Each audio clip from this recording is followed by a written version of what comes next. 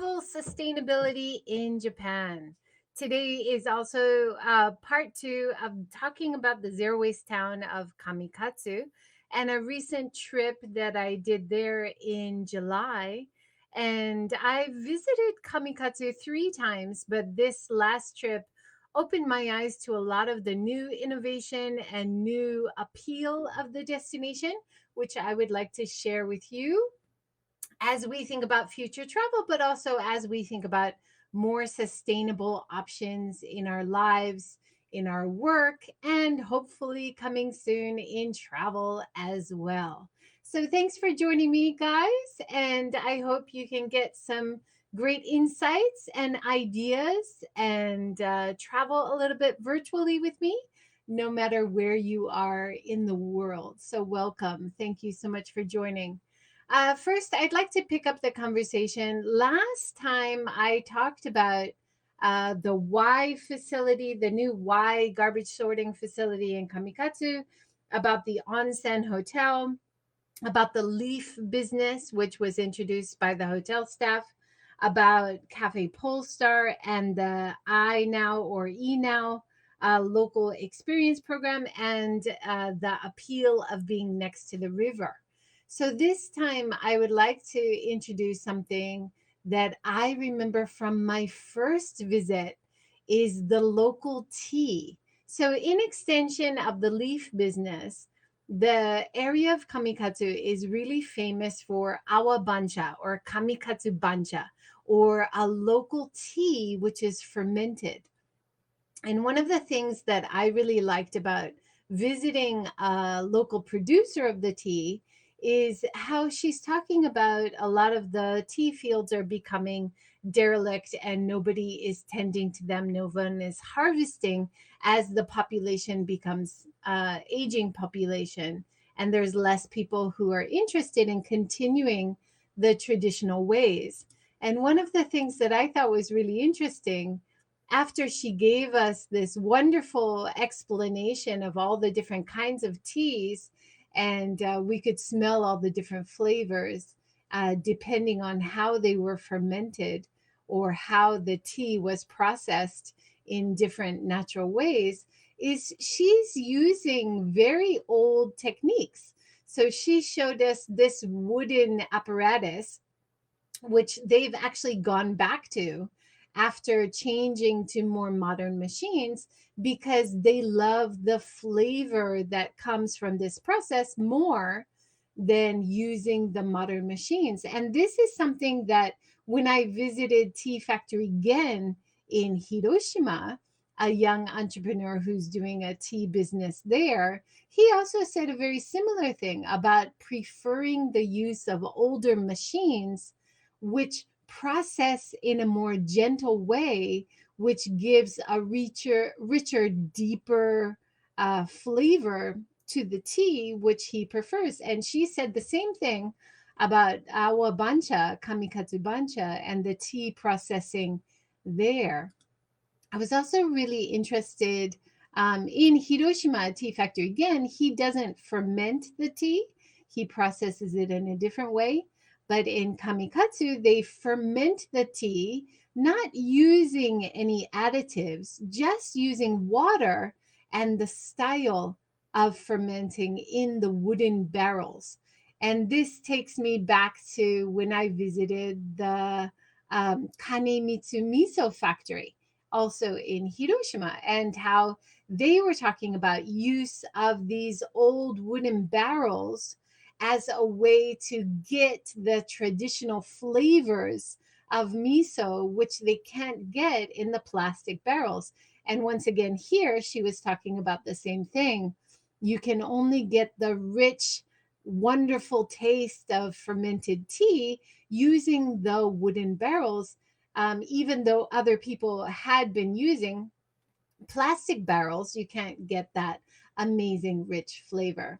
Hi, Peter. Thanks so much for the award. Really appreciate it. Coming to us from Colorado. Hopefully, you have some interest in the insights I'm talking about today. So that was the experience we had visiting a woman who is growing, harvesting, and processing and fermenting the local tea. And it was a wonderful experience, and definitely something you want to do if you visit this small town. It's one of their assets. You can see the local teas sold everywhere at Cafe Polestar and Rise and Win Brewery. You can buy the tea in bulk and use your own container, which is another way to reduce waste, of course, reusing your own container. And we also had the same tea when we visited a local glamping facility. So it was a beautiful, like really light flavored tea, really refreshing in summer when served cold. And we also had it when we visited Bar Irodi up in the mountains. And he is a very active entrepreneur in the area. And when we arrived at his mountain retreat, beautiful place there, he served us the tea from the woman that we had visited the day before. And so it was so nice to taste the same tea that we just saw the process of making it in a new location. And he took us on a hike behind his facility, but such an impressive glamping facility, bar, event space that he has there. And the views of the valley are absolutely stunning. A little bit hard to get there. The first time I visited Kamikatsu, I actually gave up trying to drive up the tiny roads to his place because I was really intimidated by all the small country roads up the mountain. But when locals took me up there, I was so happy to see it and to see that they're utilizing this modern style of high quality accommodation in this uh, beautiful area. So the combination of a very natural place to stay in high quality accommodation with this beautiful view. So you can see here inside the tent, they have proper beds. It's not futons on the floor. It's raised up. In wintertime, they have a stove inside to keep it warm. The bath comes from the water's mountain spring and it's heated up with local wood. He also has a solar water heater, which someone in the local area donated to him, and he uses that to also heat some of the water. He has so many great zero waste initiatives in place here, and really exciting to see so much innovation. So, a lot of use of local insights and local traditions, but also in combination with imports, which are very high quality and very appealing. And this is, of course, very important in terms of attracting visitors. But one of the things that he was talking about is really wanting to add value to people in the local community. So in his bar, he will go and pick up local people and bring them to the bar and take them home to make sure that they can get to and from safely. And it's such a great initiative. Of course, it takes more effort to ferry people up and down to his facility, but he really wants to run a business which gives benefit to local people as well as to outside visitors. And he doesn't want it to be just a place that tourists use. And I think finding this balance is something that is often a debate in tourist destinations. So I grew up in Hawaii. This is something we always talk about with business in Hawaii because the whole economy is based on tourism.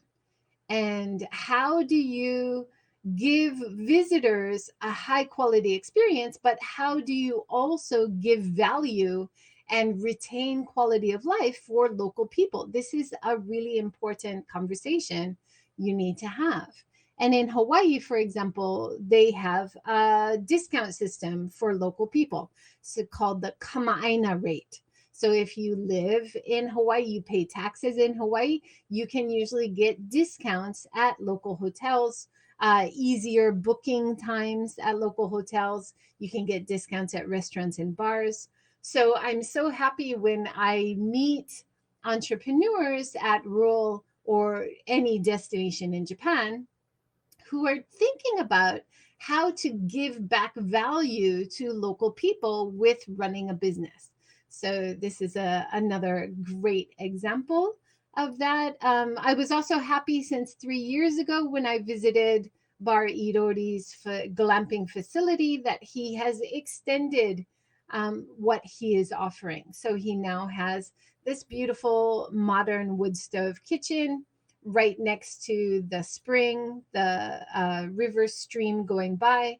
So people can walk down and take a little dip in the stream, come back, cook your meal, and see this amazing valley and beautiful mountains around you. So, what a great extension to what he was already doing with the glamping and offering even more. He also has like a live music space, uh, a little stage, a terrace that extends out to the valley. So he's offering more and more and connecting with so many other local people as well as lots of other local businesses like the tea, like the beer, like the local sake. So it's just a great example to talk about.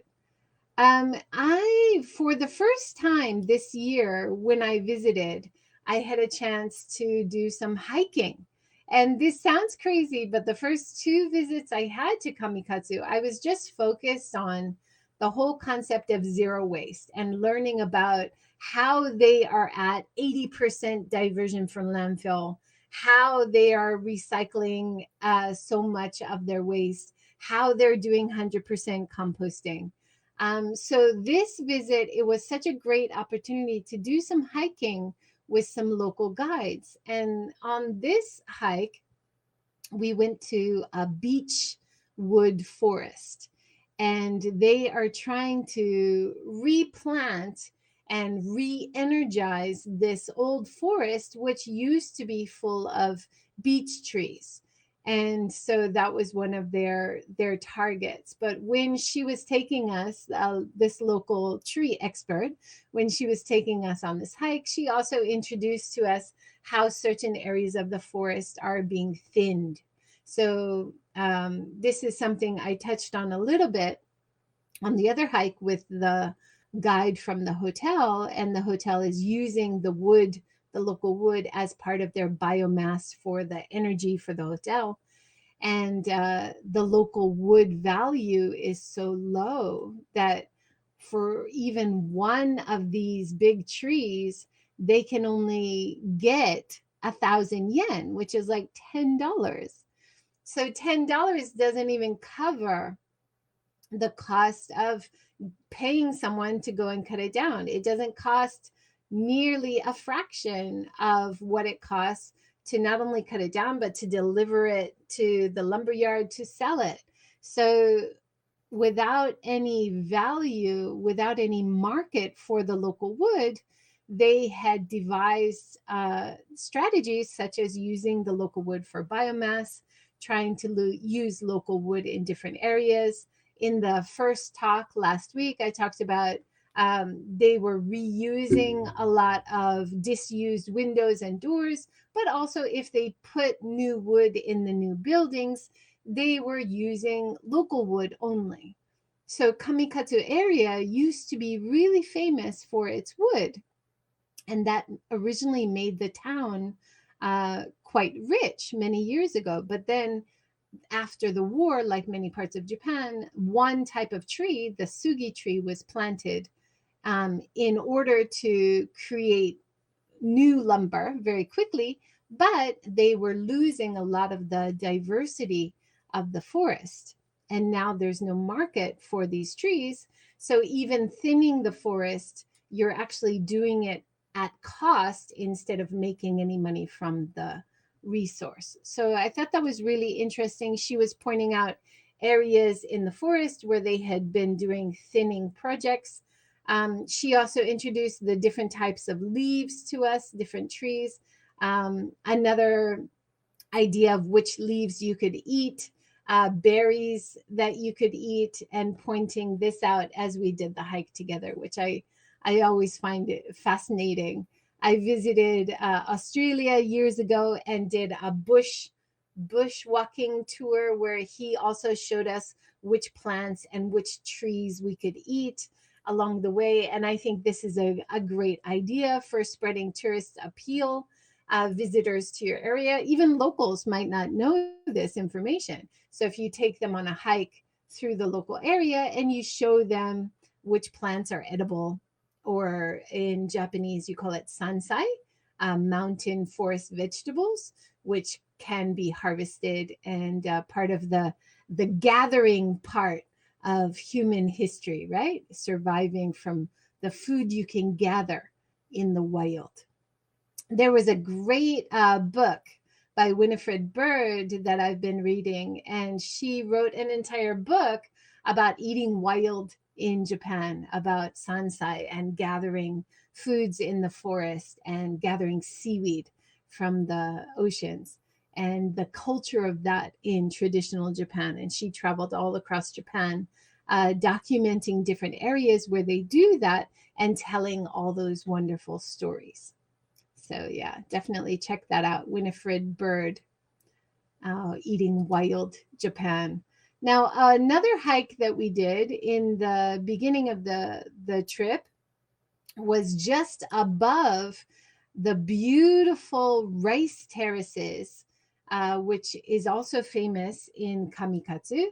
And these rice terraces I did visit on previous visits, but I only went there very quickly, took a photo, and then went somewhere else. So it was really nice on this trip to go to these amazing rice terraces, be able to see them just after they've been planted. And you can see a little bit in the photo. Let me try to make it bigger. You can see the design of the rice terraces. So this terrace is actually considered one of the 100 most beautiful rice terraces in Japan. So it's a little bit famous, right? And it starts in very small rice terrace in the top and then gets bigger and bigger as it goes down. So it's using the traditional idea of satoyama, or even permaculture, or using what is used around the world in a lot of indigenous cultures, to use the natural flow of nature's valleys, where water from the mountain springs can naturally pass through the agriculture fields and down through the valley naturally. So, of course, really important, if you are at the top of the field, that you're not putting in anything which is going to pollute or make the water less pure as it goes down to other people in the community. And so most of it is naturally done, natural or organic.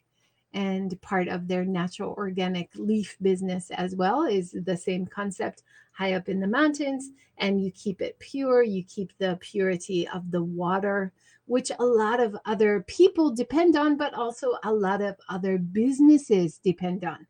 I will introduce in a few moments of the local brewery, which is definitely a big attraction in Kamikatsu as well.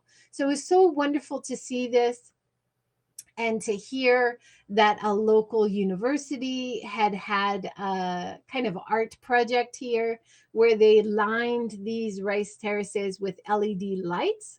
And after the rice was harvested, and usually people don't visit these rice terraces anymore, they did this art project where at night, as the sun sets and the stars come out, you could also see the lining of these intricate rice fields lined by the LED lights. And that added a little bit of an extension to the tourist appeal or visitor appeal to these mountain rice terraces.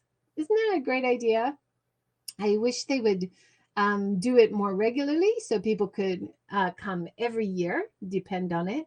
And also, one of the things which was I was a bit sad to see is there aren't any local eateries anymore. When I first visited years ago, there was a local soba place, and he had kind of a shelter in the back. And I said, "Oh, what is that for?" And he said, "I'm making a pizza oven."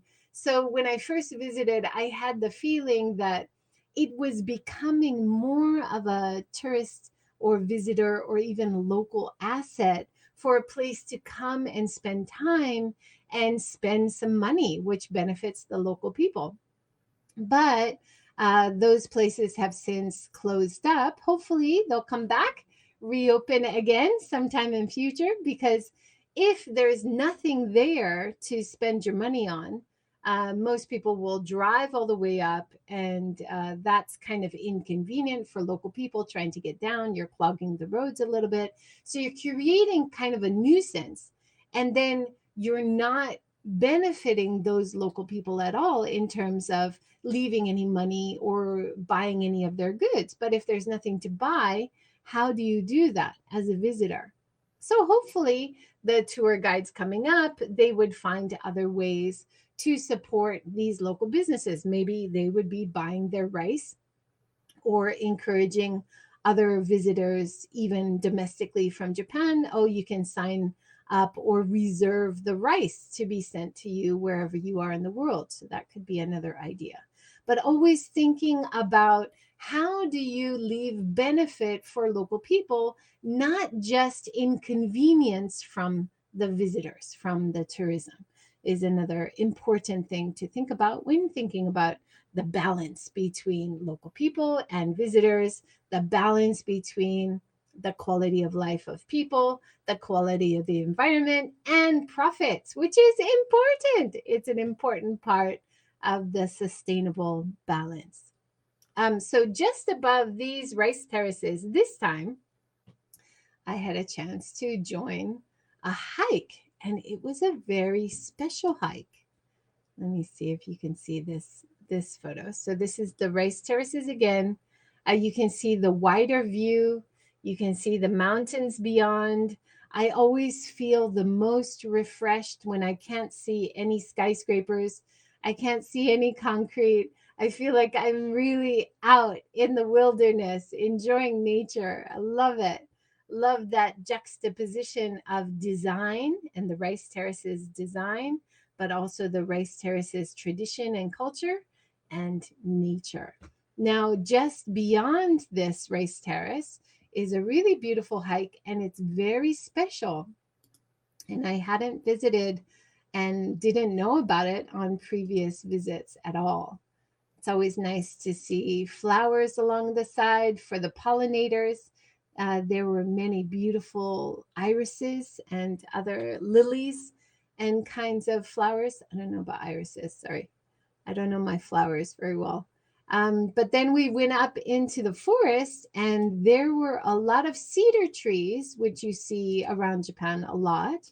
Kind of a overdone, quickly forested tree option, and they're very closely planted together.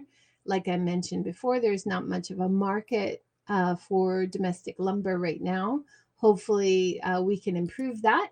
And if you're doing any remodel projects and you need wood for your remodel projects, make sure you ask in Japan for domestic wood. It's definitely available. You just got to ask for it. And then beyond this Sugi forest, this cedar forest, once we got into a more like an older, more diverse forest, it actually became really a lot cooler. And it was very interesting that if you bent down amongst the rocks, there was actually cool air coming up from below the rocks. And above the rocks, there was all this beautiful moss. It was like a magical mossy forest. It was fabulous.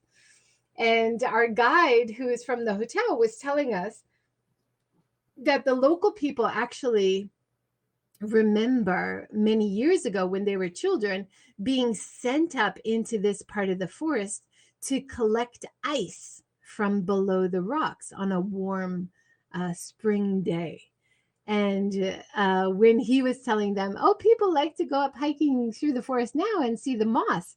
And they're like, I don't remember any moss. Like for them, it was just a place to go and do this chore, this household chore or duty to collect the ice from under the rocks. But then now people go in and cool off in summer and enjoy all this beautiful moss everywhere. It was really magical, wonderful place. Definitely somewhere you want to seek out if you make it to Kamikatsu. Here's another view of the moss. You can see the path and the rocks underneath and these big piles of moss. And one of the other really special things about this forest is you saw some old gnarly trees, and some of them would have like the straw around them. There was some big rocks inside this part of the forest, and the rocks had chains and a little wooden sign. And I was asking about it. Apparently, the local people feel that these huge old trees or these huge old rocks, they have a kind of spiritual essence, and so they think of them as temples. And they refer to these old trees or these old rocks as temples. And part of the pilgrimage, part of a place that you should go to for enlightenment. And I love this idea of nature's assets as a place to gain enlightenment. Because isn't that true?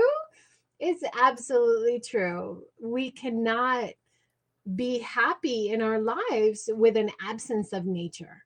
We need nature, we need trees. And when I visit forests like this, I feel completely rejuvenated and refreshed because of that connection to nature. And so the local people having this reverence for huge old trees or huge rocks and calling them temples. I love that.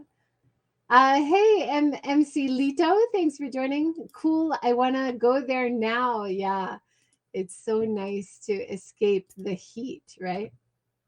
I wonder why they planted so much sugi in Japan. I heard it causes a lot of allergies. Yeah, the sugi, so the closely planted cedar that we walk through at the start of all the hikes at anywhere in Japan, but in Kamikatsu as well.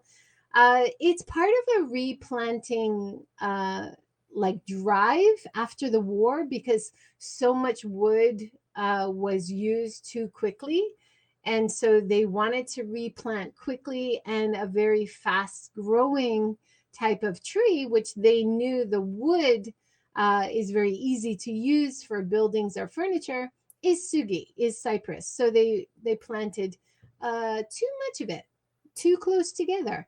And then now, almost 70 years later, there's no market for it, like I said before, and it's becoming even bigger problem. Of course, it still has benefits because it's nature and it's soaking in carbon and it can be used, but there's no value in terms of the market right now. So a lot of people are waiting until the market rebounds to sell their sugi forest, which they own. So a lot of these forests are privately owned, which I hadn't realized as well. Yeah, good question.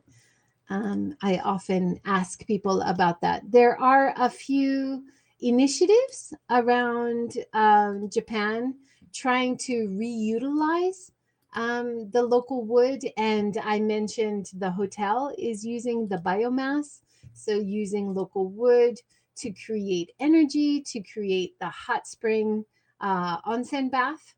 And that's one good way. There's also a lot of local wood being used in the local buildings. For example, the Y Facility Hotel or the Rise and Win Brewery uses local wood where they need the new wood and reuse the old uh, windows and door frames if they can. So, yeah, use of local wood whenever you can. For me as well, when I remodeled our house, I had to ask so many times, please, please, please, can I use local wood? So the go-to wood is imported, unfortunately. But I've heard that recently the domestic wood market has a chance to rebound because imported wood is actually becoming more expensive, a little bit price prohibitive. So that could be a very good thing for domestic wood. Let's hope. So if you are doing any remodel projects or building a new house, make sure you ask for local wood, right? All right. Speaking of the brewery, because I mentioned Rise and Win many times, and it is definitely a great local asset in terms of creating destination appeal and providing useful, nice service for local people, which they also enjoy, is Rise and Win. Now, why Rise and Win? I love the name of this craft brewery. Kamikatsu in kanji means, in a literal translation, rise and win. So the meaning, the translation of the kanji for Kamikatsu, this town name, is rise and win. So it's a very clever craft beer name, imported from Canada. Yeah, a lot of trees are imported actually from rainforests in Indonesia and Canada. So if you are choosing imported wood, make sure you're asking for the certificate which shows that it was at least more sustainable forest before it was cut down and imported, which they do have in Japan. So this Rise and Wind building is so interesting and unique. And like I introduced in the last talk last week about Kamikatsu with the Y building, the new Y garbage sorting facility and hotel uses the same designer. So they're reusing old windows and old doors from the local area, from derelict buildings, buildings that were abandoned and not used anymore. And it's such a stunning uh facing, like, sun facing design of this building. Isn't it spectacular? I love it. Such a great design. It's so unique. When I was talking to the owner a few years ago when I visited, he was explaining how they love the design, the designer, the architects, everybody was in love with this design. And then when they actually started building it, the builders were really confused how they were going to make it work, because all of the windows and doors are different sizes. So to make it into one uniform shape was actually a real challenge for the builders. So kudos to the carpenters and builders that actually put it together. He also told me, and you can notice this when you go inside the Rise and Wind building, that when they first built just the one layer of windows on hot sunny days, it was too hot inside. So they actually built a second layer of windows to insulate and to take off the edge of some of that heat. But also in winter, it would insulate and keep them a bit warmer. That's cool. Yeah. Kamikatsu for the question mark hotel. Yeah, the Y hotel. Pieced it together like a jigsaw puzzle. Yes, exactly. And this is actually piecing pieces of wood together like a jigsaw puzzle is actually one of the things I've talked to carpenters and people who've studied architecture in traditional methods in Japan, going back to how they build temples and how they do joinery in such a beautiful way without nails. So this also connects, even though it's a very modern looking, impressive building, it also connects to traditional building styles and this idea of not wasting your material and perfectly fitting it together without damaging the wood or without damaging your resource. I just love it. It's fantastic. Now, Rise and Win, yeah, double paint, literally, yes. Now, Rise and Wind facility also, they are expanding the assets that they are offering. So when we visited this time, when I visited the first time, they couldn't make anything vegetarian for me. But this time when we visited, they did a stunning lunch for me, all vegan, with local eggplant utilized into baba ganoush and falafel, and it was such great volume. I was so full. And usually, as a vegan, I feel like I'm on a diet because they just give me a little bit of salad. But I was eating so well in Kamikatsu, and these small businesses are really rising to the challenge of trying to cater to people who are seeking out meals without meat or without fish. And for the inbound market, this is definitely in high demand. So yeah, great job. Another nice new asset that the Rise and Win company is doing, besides the brewery, which I will mention visiting the brewery in a second, just hold on. They are also offering SUP, stand up and paddle experiences at the dam and river, which isn't far from this Rise and Win brewery, which is at the beginning of the climb up to Kamikatsu town. So it's right at the bottom, the base of Kamikatsu town. Just to answer your question, how to get to Kamikatsu. So usually the easiest way is by car, and I was happy to see at Rise and Wind they do have an electric charger there. If you have a BMW, they don't have the other electric chargers yet. At the main hotel, at the onsen hotel, they do have a charger, electric car charger, but you need your own cord and adapter. But you can also ask to charge there if you have your own cords. But this is improving, and a lot of people do drive here, so it's nice if they cater to people driving cleaner vehicles, plug-in hybrids or electric vehicles. So yes, most people come here by car.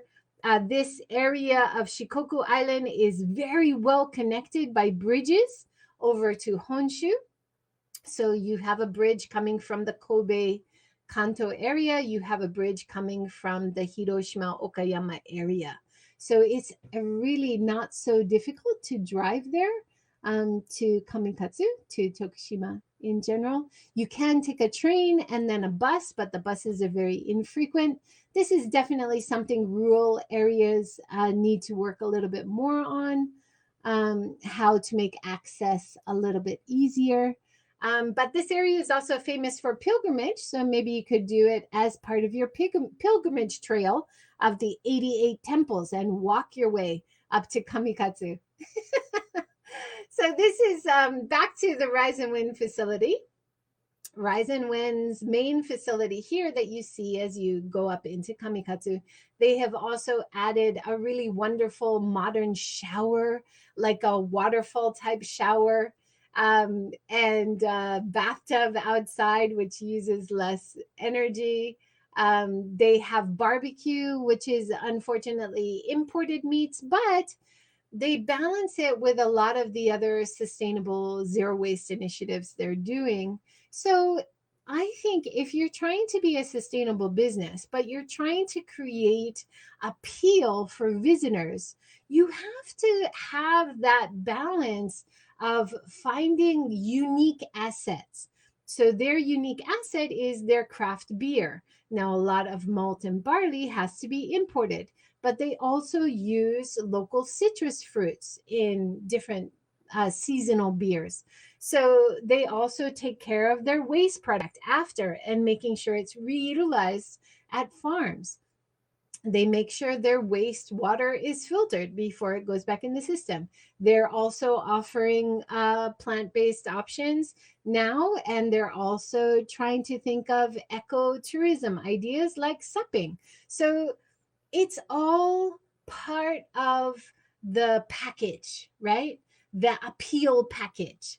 And I think if you just say, oh, they're not sustainable because they're importing meat, or they're not sustainable because they're importing barley, that's a little bit too shallow of a view. And you have to think of it like they're trying to do appealing business and make more sustainable changes wherever they can. And they're always trying to improve. And this seeking sustainability, seeking better options is key for any business trying to last unto future generations, but also trying to lower their impact on their society and on the environment. So, if you want to do a brewery tour with Rise and Win, which I would highly recommend, they would send you to their second brewery up the hill called Stonewall Hill. And Stonewall Hill is a reused old factory building, and they have a really modern, cool brewery facility inside. They're also aging some of their beer in wooden barrels, and they have this wooden tasting room made from local wood and dyed on the outside with indigo dye, which is local izome indigo plant, which is also very famous from the Tokushima area. They have this balance of young entrepreneurship and collaboration with international artists to make this tasting room. For example, that was a British artist group that came over and collaborated with them. They also have a lot of collaborations with Portland because they have the brewing, I want to say brewing machines, but I know that's wrong. The brewing vats, I would say, are from Portland. So they have this collaboration with Portland to have these high quality craft brew machines. They're starting to brew more. They have reusable kegs. They have a tasting room in Tokyo, which is near the Tokyo Tower. If you're in the Tokyo area, I would recommend going and drinking some of their amazing beer from their Tokyo tap room. But you can also eat some local Kamikatsu vegetables when you're in the Tokyo tap room as well. So it's being in Tokyo, having a tap room there is also a way to brand the local Kamikatsu area.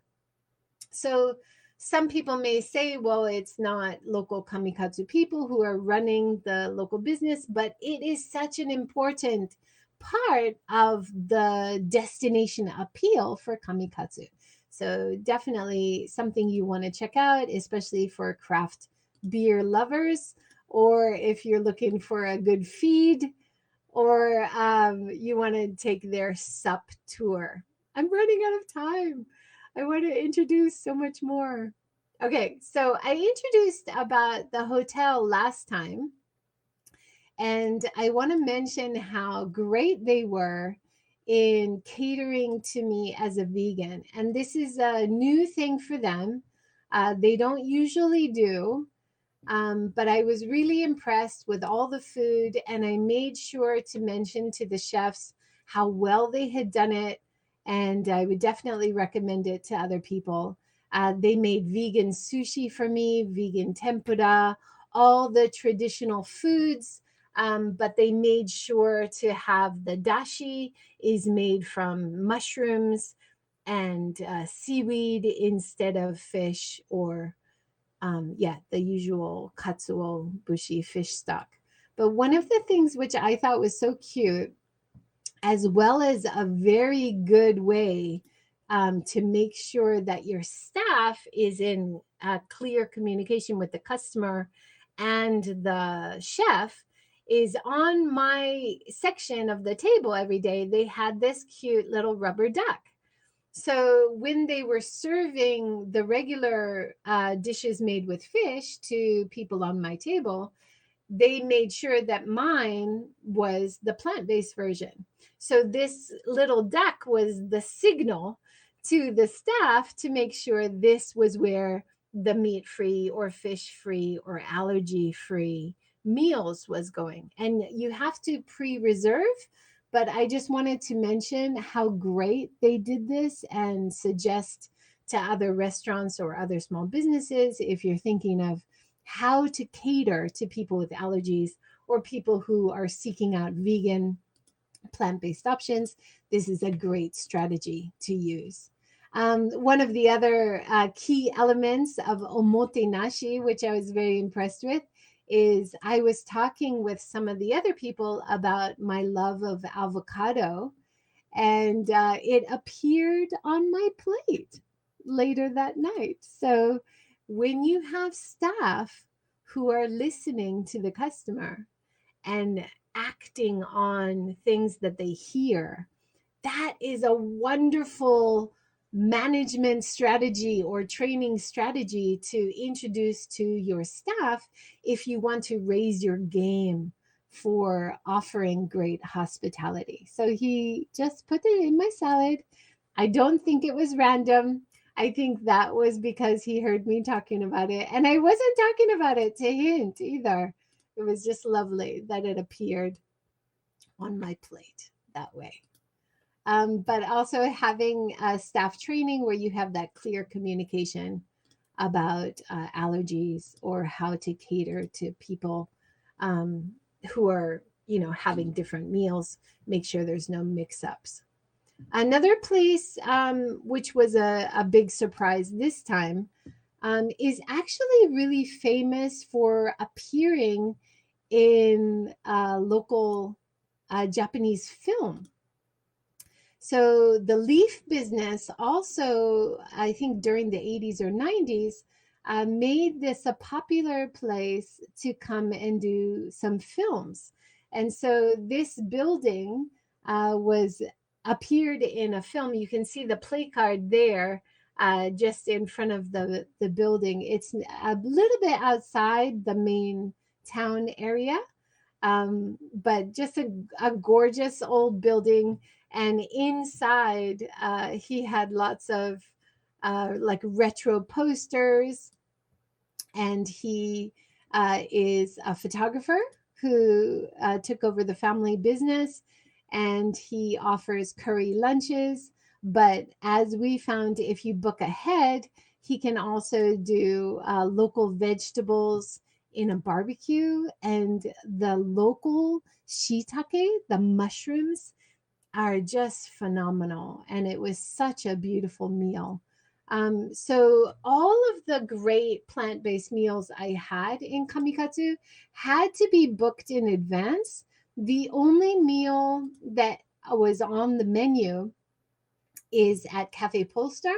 She has a wonderful vegan curry lunch, but all the other wonderful plant-based meals I had to be booked in advance. And one of the things that I recommended to the local town, and I often recommend to any destination in Japan, is you have more plant-based options on the menu, because we know that even if most people want to eat the barbecue at your place, if they come in a group, it's very likely that at least one or two people in the group are going to want a vegetarian or vegan option.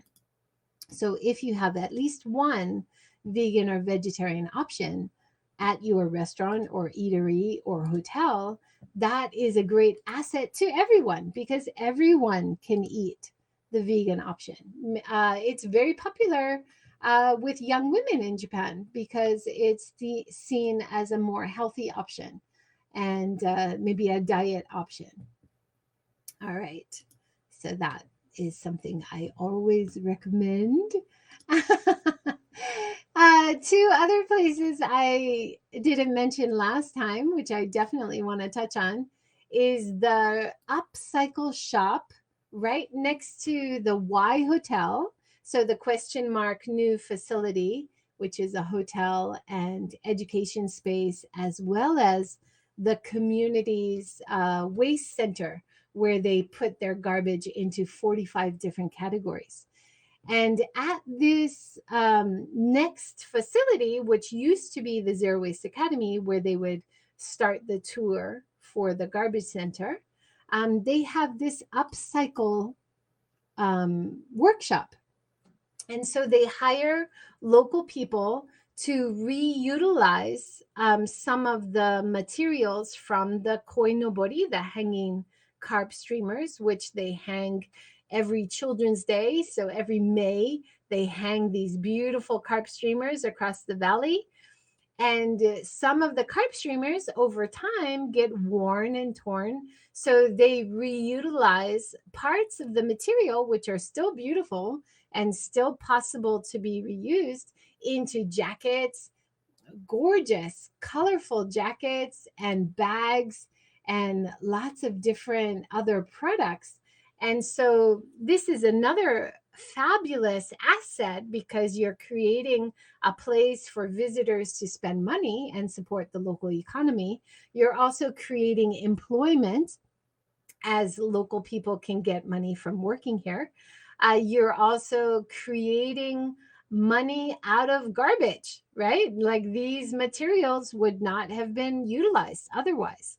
And you're creating something you can sell from garbage, which is awesome and very sustainable. So definitely check out the reuse shop right next to the new Y facility and Y hotel if you're in Kamikatsu. So many great things there. They also have like a local artisan section. So Nobo-san, who is a local builder, carpenter, as well as artisan. And sometimes some of the local businesses will do travel experience with him. And he also makes these gorgeous wicker baskets or bags from waste materials or local straw or local wood. And so he's definitely one of the most famous local artisans who's reusing a lot of this waste material, making products that they can sell, which is adding destination appeal. Just love it. One other place that we visited this time is up in the mountains, and it takes a little, maybe about 10 minutes to drive there. But it's a brand new idea to remake and reform and restore, but also remodel a very old building into a comfortable yet traditional building that can be used for workshops or seminars. And you can see it here. It's an absolutely beautiful area overlooking a real stunning valley. You've got rice paddies and local vegetable farms in front and forests behind you, sweeping valley views in the front. Apparently, the stars are absolutely amazing to see up here at night. They did a crowdfunding to try to get the roof redone in the traditional way. So the old thatch style straw roof, which is very difficult to do because a lot of people now in Japan don't have the know-how or skills to do this, but they found some people, they got a big group together. So it was not only like doing the roof, but it was also a workshop training activity for the young people to learn how to do it. And inside the building, very modern wood, but also some beautiful old wood inside. Some of the old roofing parts is made of bamboo poles as it used to. And yeah, so there's a lot of great potential for how they can utilize this building to bring visitors in and do activities such as making some kind of product together from reuse of local materials or reuse of waste materials. So there's a lot of potential here for this wonderful facility. Now, one of the things I don't think I mentioned at Cafe Polestar last time, but it's really important part of how Kamikatsu is creating a standard for sustainability for their businesses. They have this zero waste accreditation system, which I had the chance to talk to Sakano-san, Akira Sakano, in the series, and she's now based in Kyoto, and she's also promoting the use of these labels and this zero waste accreditation system to other businesses around Japan. But this started in Kamikatsu. And Azuma-san, who runs Cafe Polestar, this is her Cafe Polestar window, and they're listing all the different ways that they're trying to be sustainable. And I thought this is a great example of how complex it is to talk about sustainability. That sustainability relates to almost everything. So, in the accreditation system, it makes it more simplified how to understand the different strategies they are using to reduce waste or to benefit local people, right? So you have zero waste, so you can bring your own container and refill here. Zero waste shop, local food. They're using local vegetables. New idea, so the idea label. They have their own original way to reduce waste or benefit the local society. So having this kind of structure where you're clearly transparent about what visitors can expect from this business, what visitors can hope to use and be a part of in terms of reducing waste and contributing more to the local economy.